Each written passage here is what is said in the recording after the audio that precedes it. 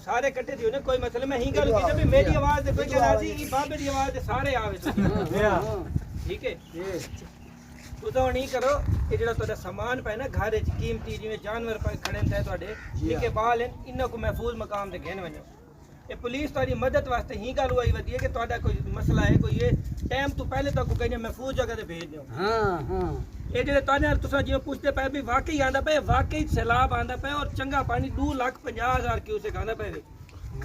इतना पानी है जली सी कहना ना ये मशीना नाल जली जे ना कह नाल पानी दी तबाही दा तक पत्ते अपनी मड्डी जेड़ी कीमती है जानवर हैं बाल हैं इन्ना को साइड दे करो इन्ना को हुणे कहीं जा ऊंची जा दे रखो अपने आप को बचाओ बालों को बचाओ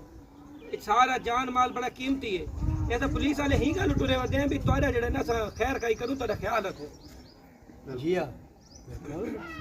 साडा ते कोई नफा नुकसान ते कह नहीं ना अपने असा आए वदे तोड़े लोकां दी खैर